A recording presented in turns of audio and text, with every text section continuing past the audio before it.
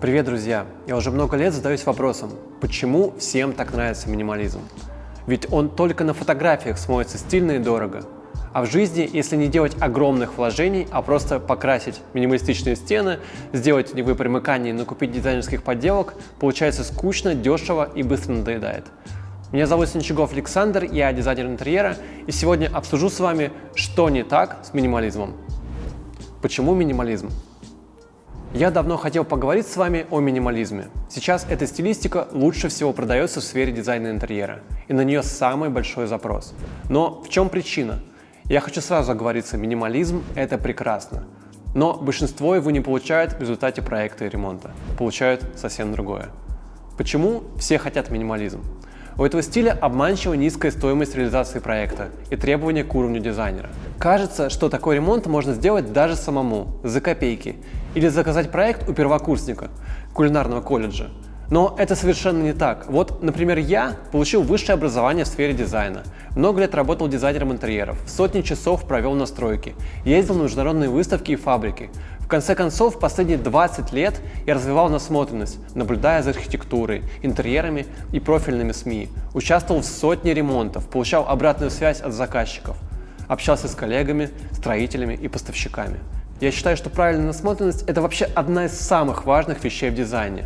Но кто-то спросит, зачем? Можно просто пройти двухнедельные курсы трехмерной графики у модных блогеров, накачать 3D-модели мебели, пробежаться по Pinterest, накидать текстур на стены, и вот ваш минималистичный интерьер уже готов.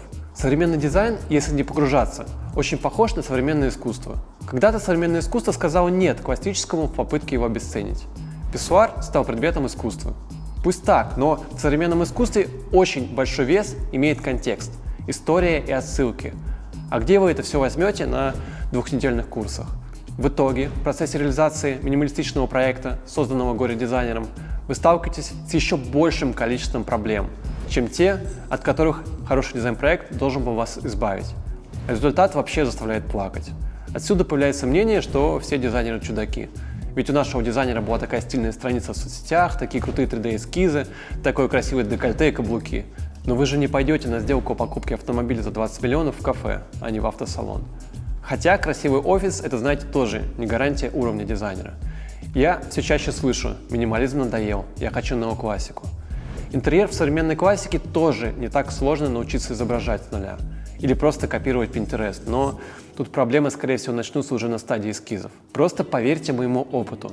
Между дизайнером с художественным образованием и визуализатором-самоучкой чаще всего огромная пропасть, заполненная слезами заказчиков и прорабов. В нашей студии, например, все дизайнеры с художественной базой. Это не потому, что мы искали только таких сотрудников. Ребята без художественного образования просто надолго у нас не задерживались. Так получалось. Откуда пошла мода на минимализм? Давайте попробуем разобраться, откуда вообще пошла популярность минимализма. Этот популярный в нашей стране стиль во всем мире является довольно узкой нишей, и я считаю, что у нас он набрал широкую популярность только благодаря YouTube и 3D-визуализации. Дизайнер интерьера в последнее время очень популярная профессия. Все думают, что это простой способ заработать денег. У многих, кстати, это получается. Правда, в ущерб потребителю.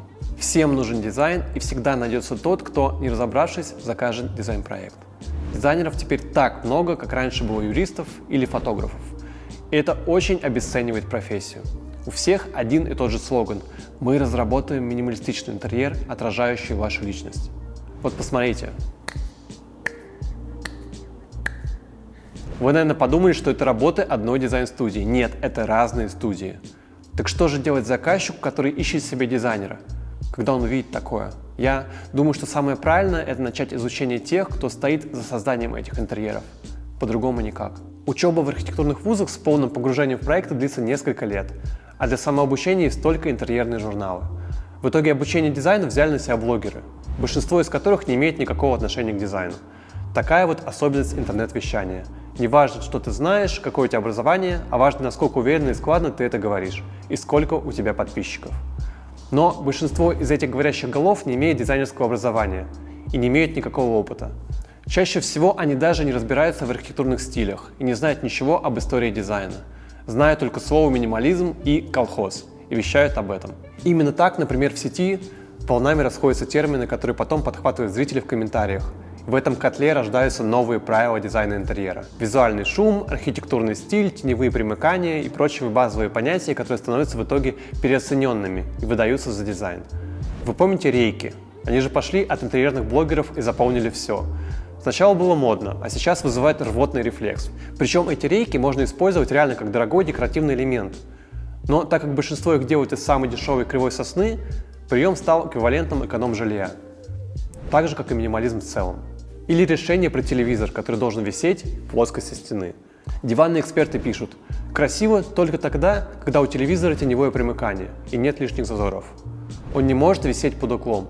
Да, это красиво, но телевизор должен висеть не под красивым углом, а под удобным, чтобы у вас потом грыжи в шее не было. Поэтому ориентируйтесь, пожалуйста, на себя, на свое удобство и на аргументированное объяснение дизайнера, а не на модные говорящие головы. После двухнедельных курсов единственное, что может рисовать новоиспеченный дизайнер, это как раз минималистичный интерьер. Создал объем, повесил свет за окном, поставил дорогой диван, повесил телевизор, взял ракурс покрупнее, и минималистичный интерьер готов. Поэтому я понимаю, почему многие думают, что дизайнеры разводят своих клиентов и их работа ничего не стоит. Я напоминаю, я не блогер, я практикующий дизайнер с 20-летним опытом. И я каждый день узнаю что-то новое на стройке. Мне очень хочется вместе с вами развиваться и расти. И на нашем канале недавно вышел ролик о 5 культовых предметах дизайна, известных во всем мире. Обязательно посмотрите и напишите свое мнение в комментариях о таком формате. Насколько вообще вам интересна история дизайна, а не только советы по ремонту? Что такое настоящий минимализм? Что такое настоящий минимализм? Если потолок бетонный, то мы делаем его бетонным не потому, что это модно, а потому, что у нас откликается его неидеальная фактура, не спорящая с общей концепцией вашего интерьера. Мне столько раз написали, что картина на моей кухне выбивается из общего стиля интерьера, но ведь мой стиль – это не про сочетание цветов, а про ценность предметов. И картина бабушки, ценная только для меня, идеально вписывается в мой мир. При этом багет картины подобран не под стиль кухни, как многие написали, а под сюжет стилистики малых голландцев. Сходите в Эрмитаж или съездите в Амстердам и поймете, о чем я говорю. Еще одна проблема, связанная с минимализмом, да и с любым другим стилем – оценка стоимости.